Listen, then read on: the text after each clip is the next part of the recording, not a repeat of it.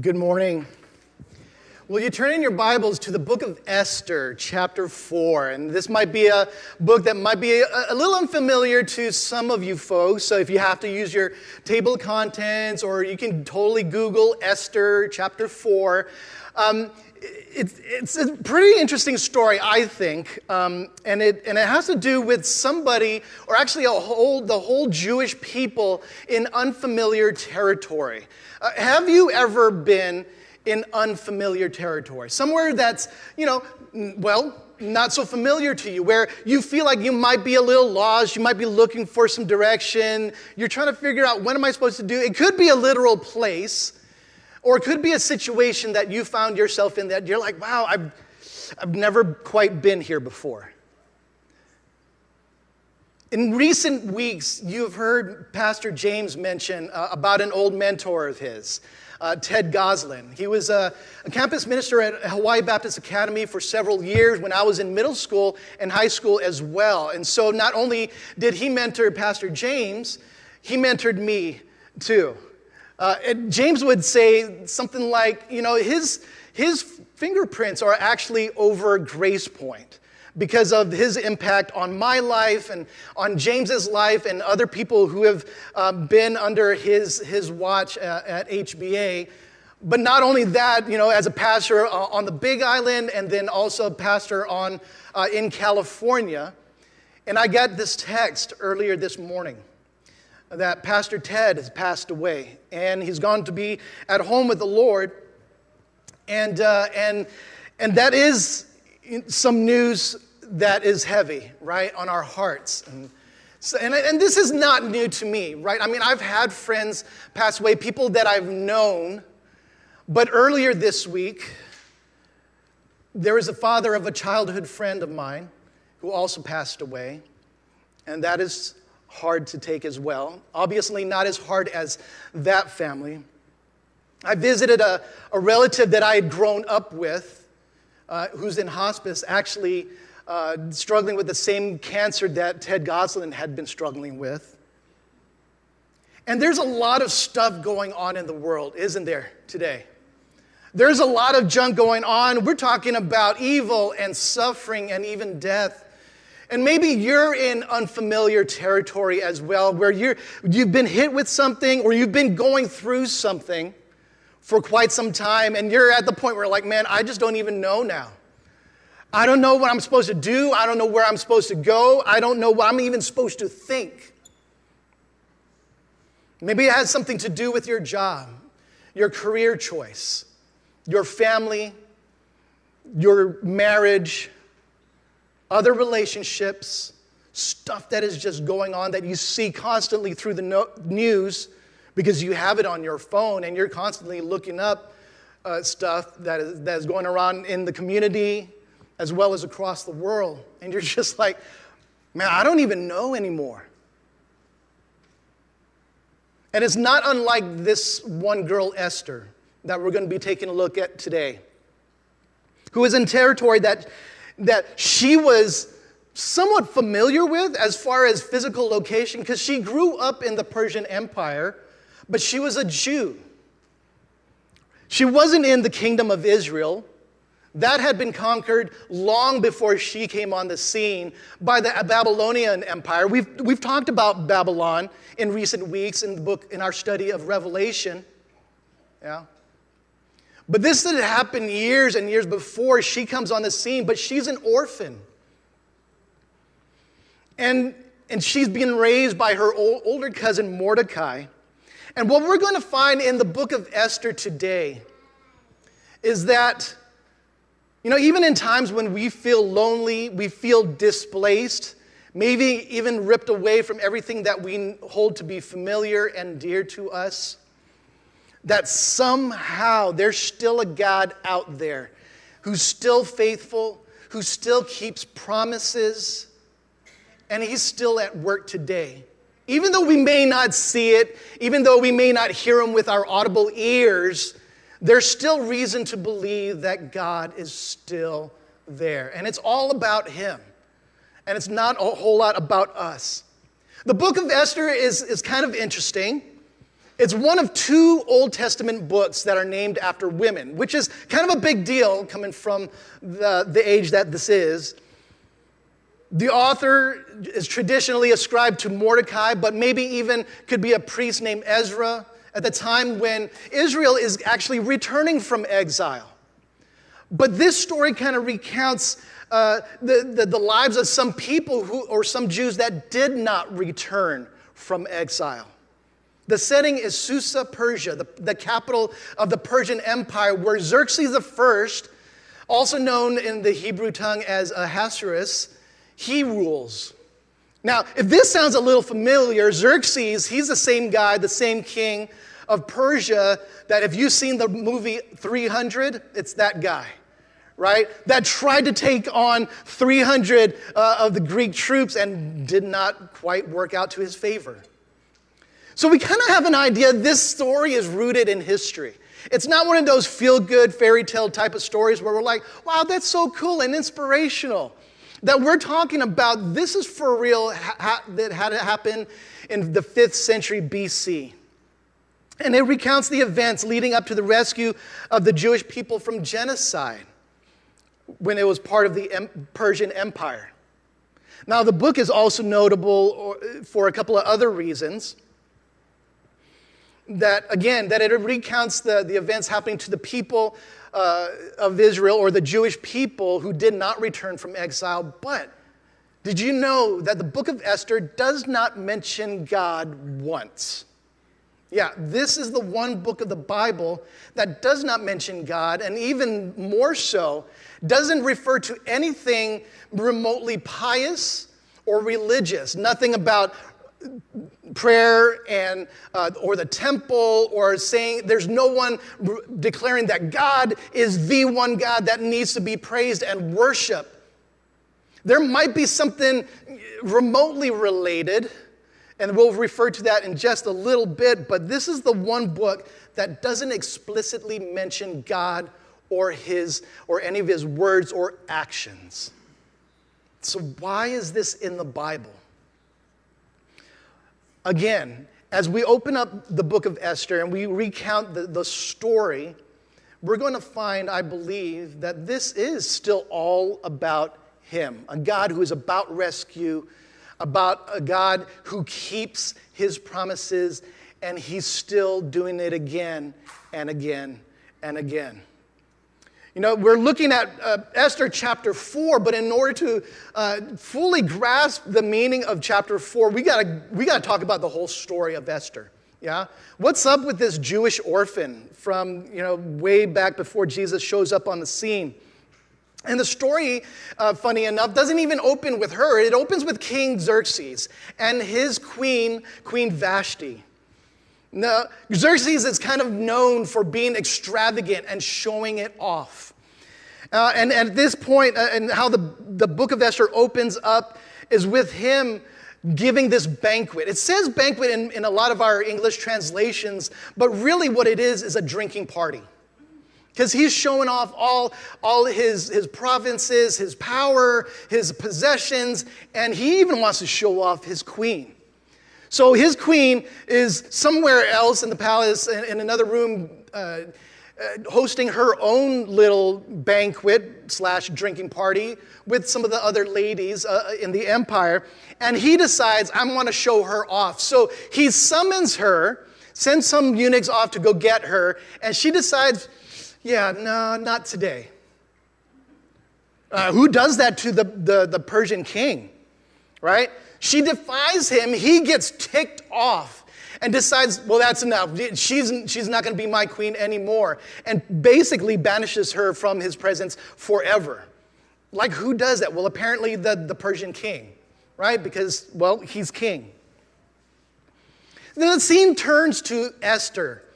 But her name isn't Esther originally. Her Hebrew name is Hadassah, right? Which means myrtle, a star-shaped flower, which has a star-shaped flower.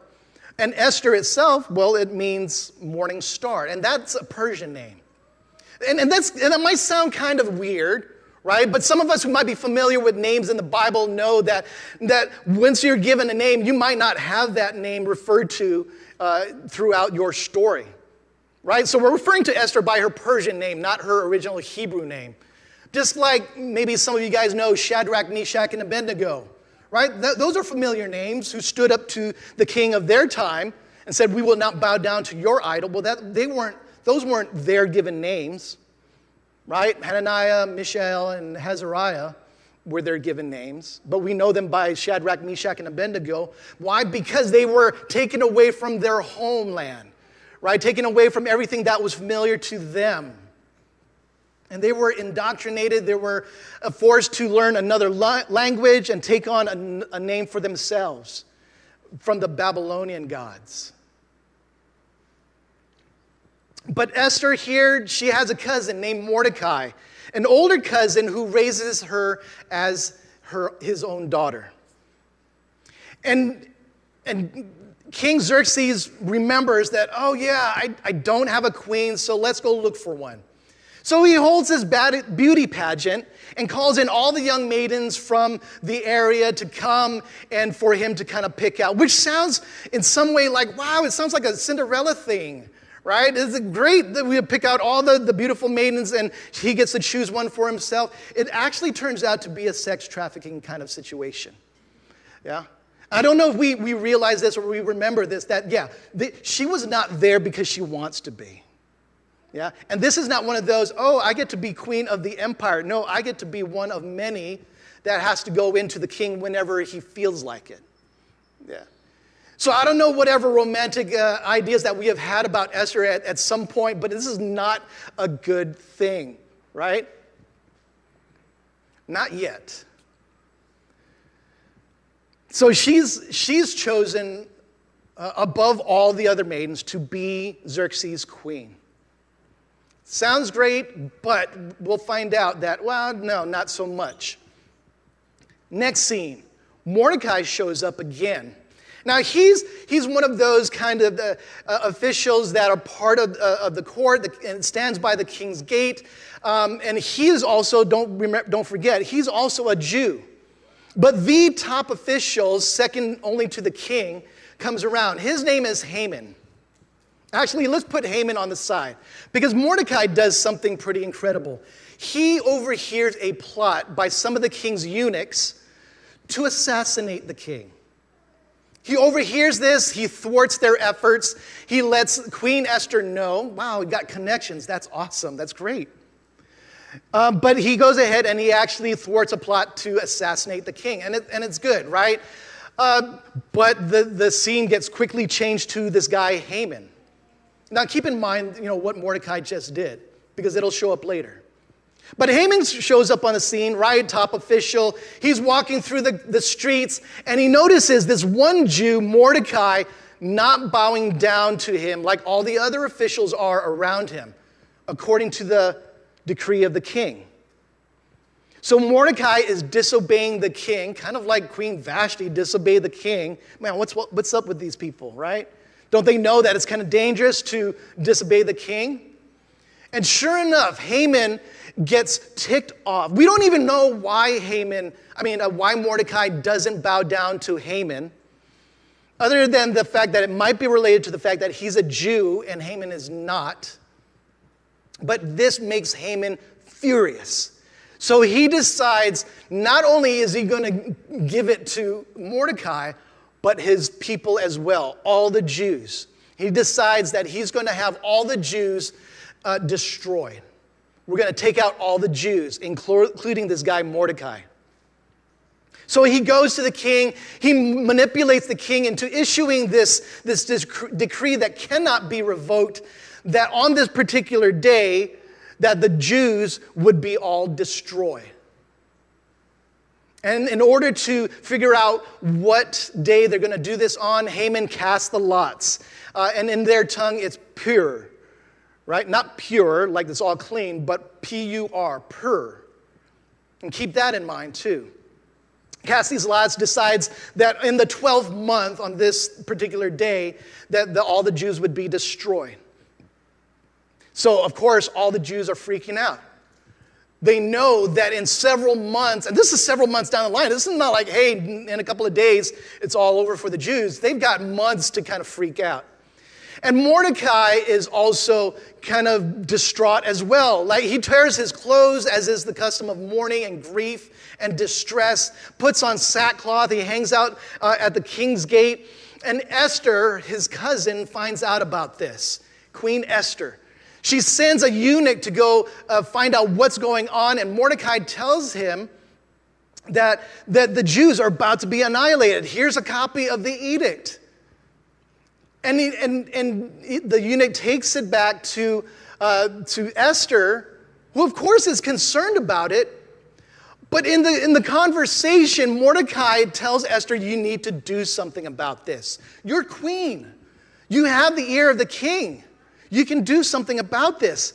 And she knows that it's not that easy. It's not that clear-cut and simple.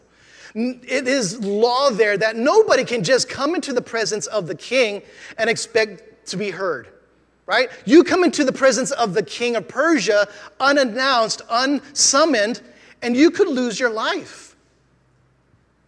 Unless the king decides, no, I think I'm in a good enough mood to hear what you have to say, and extend his scepter to that person, which would be kind of like him saying, oh, it's all right, I'll hear you. You can come into my presence, let's talk. So Esther tells Mordecai, no, this is crazy, I could die. And this is where we find in Esther chapter 4, starting with verse 13, a real pivotal moment that a lot of us who might know Esther's story have come to right here. It's familiar to us in some ways. But I think what we'll see here, even though in the book of Esther we see no mention of God explicitly, we'll see his hands, his fingerprints over the whole situation. So starting with Esther chapter 4, verse 13. It says, Mordecai told the messenger to reply to Esther, don't think that you will escape the fate of all the Jews because you are in the king's palace. If you keep silent at this time, relief and deliverance will come to the Jewish people from another place, but you and your father's family will be destroyed. Who knows? Perhaps you have come to your royal position for such a time as this. Anybody who's heard the story of Esther remembers this line right there, right? Maybe you have come to your royal position for such a time as this. And we kind of take it as, wow, that's really inspirational. Maybe God has me here for a particular reason. But when you take the entire story, you discover and you realize within the context of the whole book of Esther, which should be taken in context of the whole biblical story, we'll find some consistencies with the rest of the biblical story in this story of Esther that we see all through the Bible. And those are the points that I want to highlight for us today. He says, don't think you'll escape. Don't think you're going to get scot-free just because you're a queen and that you're in the king's palace. If you don't say anything, Mordecai tells her, deliverance will come from another place. Now, we don't know why Mordecai is so confident that if she doesn't speak up, the Jews will still get rescued. We don't know why. We don't know if he knows that there's something else going on somewhere else, or that there's an uprising, or he maybe has some framework of God's work in all of this. But he does have that confidence that deliverance will come elsewhere if Esther's portion of the family line ends. It's more like something will happen, something will rescue us, we'll find deliverance, maybe even because you don't speak up, or because your family line ends. It's going to come from somewhere. He has this confidence, right, that it's going to happen either way. And what we find here is a common theme throughout the biblical story, that God does not need anyone to accomplish his plans. And this is a hard pill for a lot of us to swallow. Especially if we have been about the mindset of, hey, if I don't do it, no one will. If I don't step up to witness to these friends of mine, nobody can, nobody will. Or if I don't do this for God, it's not going to happen. As if God isn't the God of all creation, that he's not in control of things, but he is. He doesn't need us to do anything for him. He doesn't need us, period. But for some reason, the God of all creation does use us in his plans. And that is an awesome thing. And that does lead us to our second point. Despite the fact that we don't see God in this story explicitly, we still see a pattern throughout the biblical story that God does use ordinary people to do extraordinary things. I mean, he used Joseph, right, who was sold into Egyptian slavery, thrown into prison and forgotten about, eventually to rescue the Egyptian empire from famine and the surrounding nations. He uses a 16-year-old boy, shepherd boy, who eventually become king of Israel, David. He uses this one girl who's not even an Israelite, she's a Moabite, Ruth, to become part of Jesus' story and his lineage.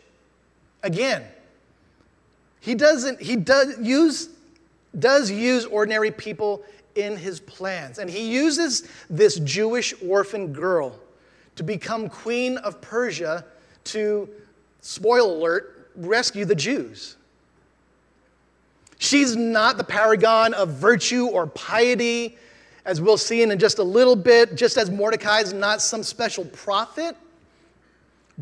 But we still see that God uses them for rescue.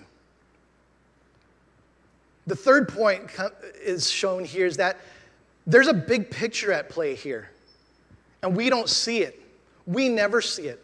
None of the saints of the Old Testament, none of the saints of the New Testament ever see the big picture.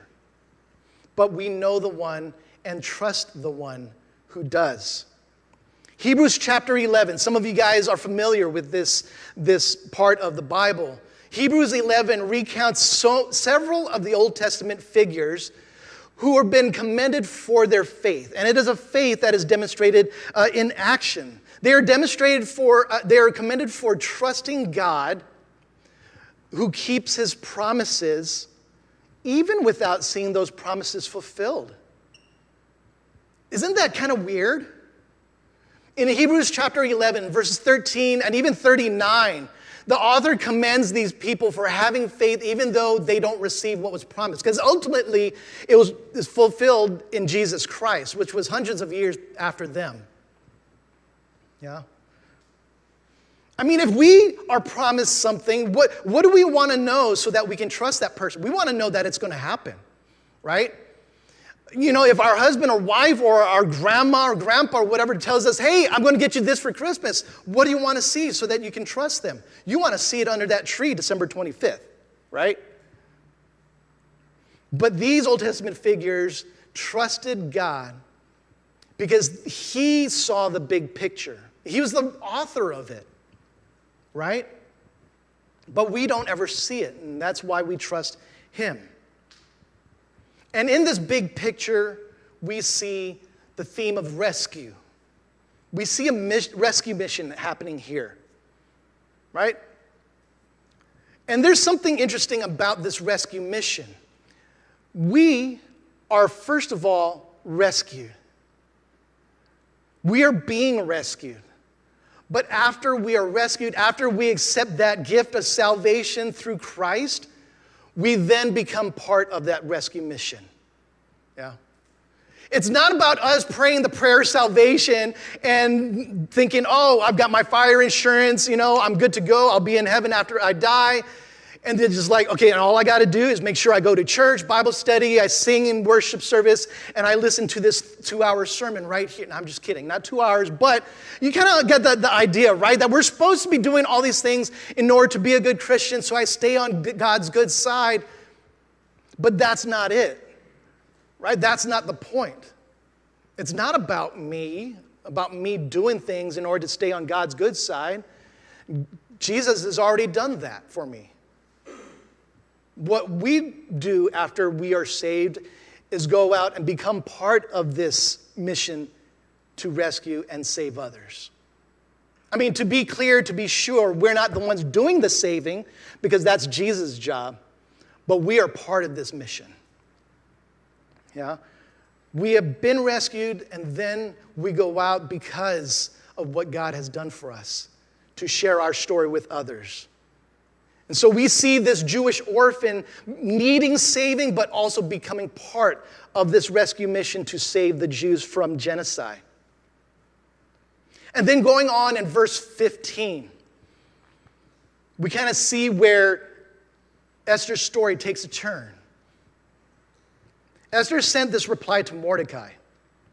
Go and assemble all the Jews who can be found in Susa and fast for me. Don't eat or drink for 3 days, or night or day. I and my female servants will also fast in the same way. After that, I will go to the king, even if it is against the law. If I perish, I perish. And so Mordecai went and did everything Esther had commanded him. So after this little mini guilt trip, right? If you don't do it, you guys might die and we'll be saved anyway. She goes ahead and tells him, go, assemble, fast for me, we'll do the same. You kind of notice this, it's almost a juxtaposition, between fasting and feasting, right? That when there's something to be done, there's something really important to do. And this is where we kind of sort of have an idea that maybe, just maybe, the Jews had recalled something about their spiritual heritage, that maybe fasting might move the hand of God, might move them into right relationship or right alignment with what God is doing. So this is where we might associate prayer with the story.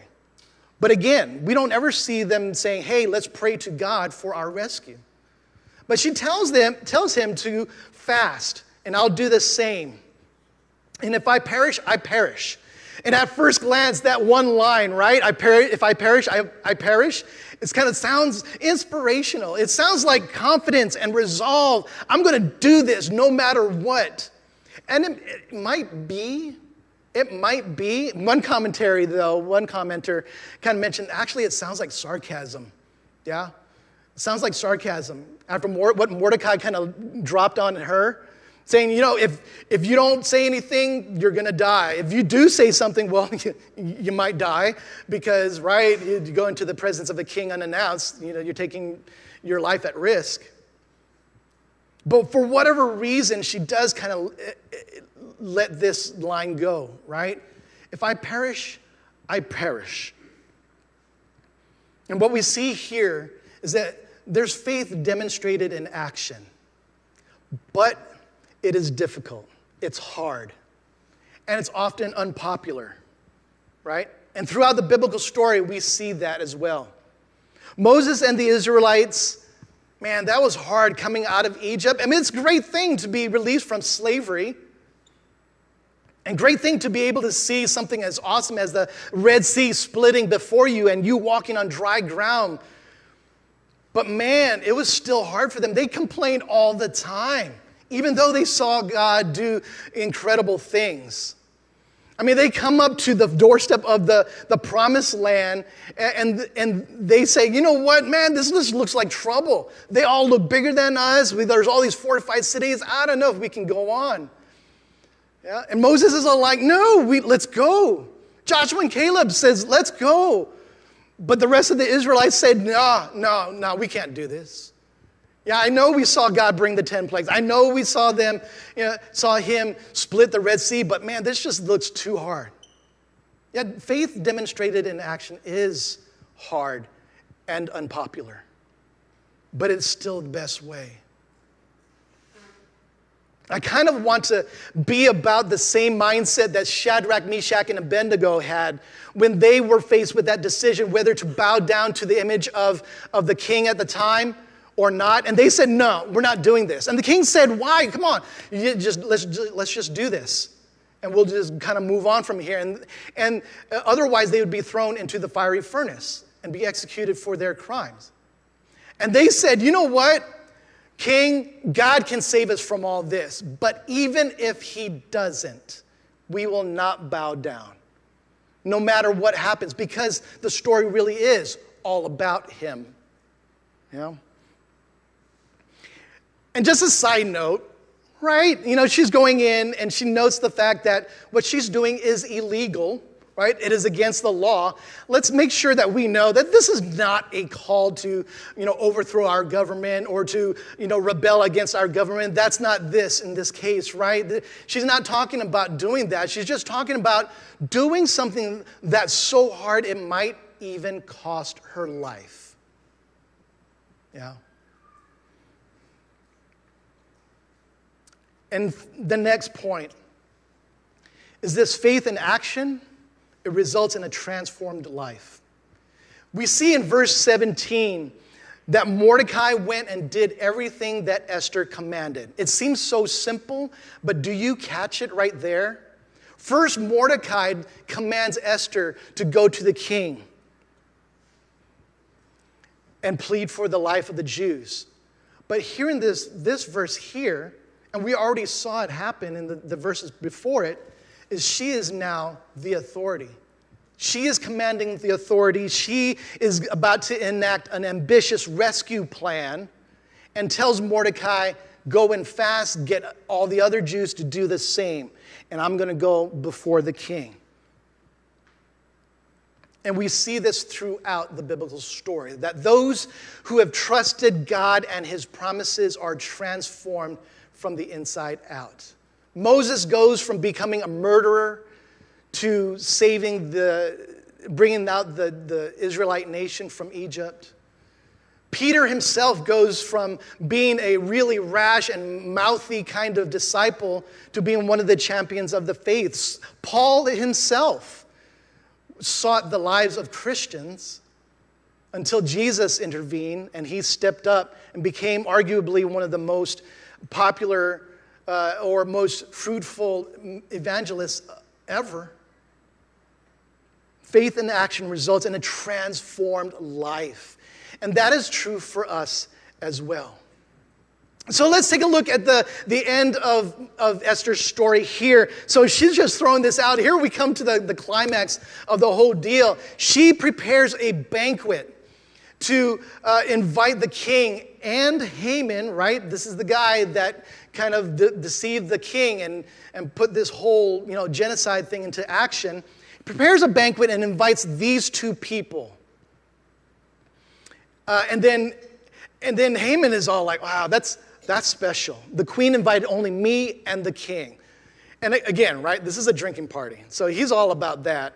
But he goes, and as he's going out, he sees Mordecai again in the streets. And of course, Mordecai does not bow down to him, and it just ticks him off.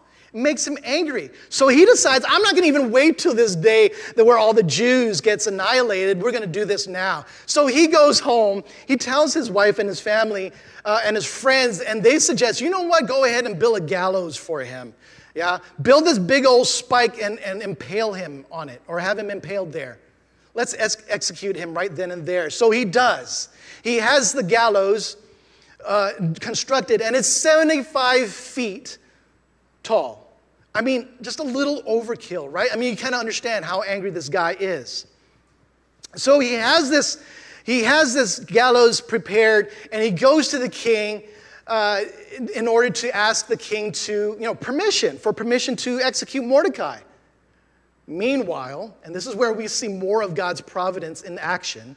Meanwhile, the king is trying to sleep, and he can't sleep, and so he has the historical records read to him. And in these records, he finds out that Mordecai thwarted a plan to assassinate him. And so he asks his officials, what has been done for this guy to honor him for his deeds? And they said, well, nothing.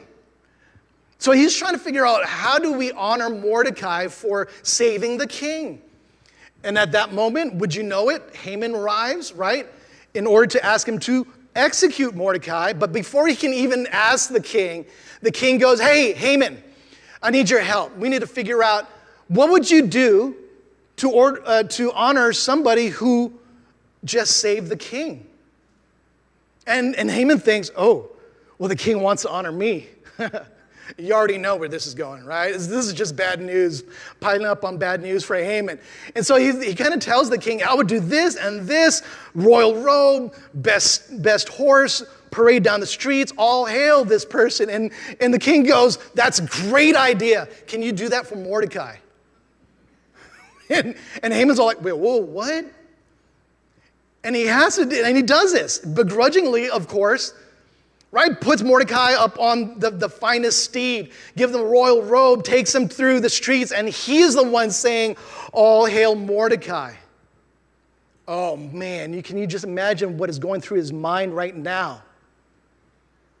So after all of that, he goes home, tells his family is all like, oh, it stinks to be you. Man, you're in trouble now. This is not going to end well for you. And as they're saying this, the officials come to Haman and says, hey, it's time for that banquet. And so he goes to this banquet. And there's, of course, the queen and the king there. And they're drinking. They're having a great old time. And the king turns to the queen and asks the queen, because he knows the queen wants to ask him something, and asked her, you know what is it that you want? I'll give you up to half the kingdom. And this is where Queen Esther drops the bomb on the king. He says, there's somebody out to get me and my people. And the king has been manipulated in order for this to happen. And the king's all like, who is this guy? And she's like, it's this one right here sitting next to us, Haman. And the king gets all kinds of angry. And he storms out. Now, there's nothing more terrifying than an angry, drunk king, right, who's angry at you. He storms out. And Haman, of course, he's probably, smashed as well. He goes over to the queen in order to plead for his own life. And he stumbles over the sofa. And as he does, the king walks back in.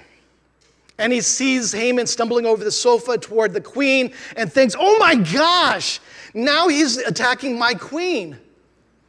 And he calls in the guards, has him arrested. What are we going to do with this guy? Well, the officials are like, well, he just built a gallows for Mordecai. And now it's time to execute Haman on the same gallows that he constructed for Mordecai. Do you see all these twists and reversals that's happening? All these coincidences that are happening? I mean, that's a lot to take in. And of course, somebody who has no worldview, no framework, no reference point for God himself would be like, wow, that's a lot of coincidences. That's a great story. But we know better. We see God's fingerprints over this entire story. His providence. And it is this rescue, right? And eventually the Jews get to defend themselves, because now Queen Esther and Mordecai are kind of in charge, right, by word of the king, and they make it possible for the Jews to defend themselves against their enemies, and they win. And that is why the Jewish people celebrate Purim, after the word for lots, pur, right? When they were supposed to be executed, God turns it around for their salvation. Again, all these twists and reversals. And again, we can just say, oh yeah, you know what? That's a great story, great author, kind of making that whole literary, device work for him. But we also see ourselves, God's hand in it. This bigger picture that we talk about. Again, it's not about us. It's not about this little Jewish orphan girl or her cousin. It's all about him. It always has been. About what God is doing in the world. He is still active, even though we might find ourselves in unfamiliar territory. In a place or a situation in which we're kind of looking at it and we're like, I don't see God, I don't hear God. What's God doing? What should we do? Should I just kind of sit here in despair? Should I just kind of wallow in self-pity? Or should I step forward as though God is still at work around me, maybe in me, and even through me?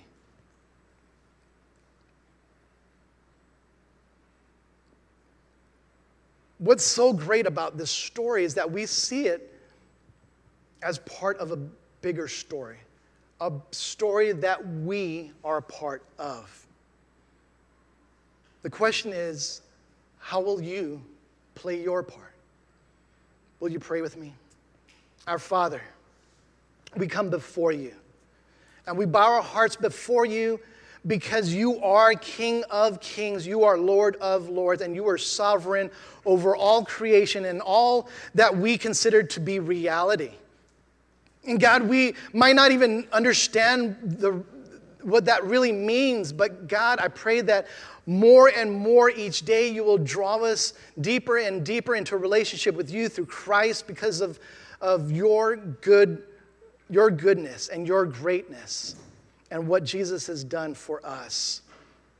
Our Father, in the next few moments as we respond, I pray that your Holy Spirit would move in such a way that we do catch a glimpse of you, that we do hear you, even if it might not be with audible words. But God, that we come to a closer understanding, a deeper understanding of who you are, and in turn, who we are and who we are meant to be. Our God, we are so thankful for Jesus Christ and his work on the cross to take our sin upon himself so we wouldn't have to, that we might find life eternal and not an eternity away from you. It is in his name that we pray. Amen.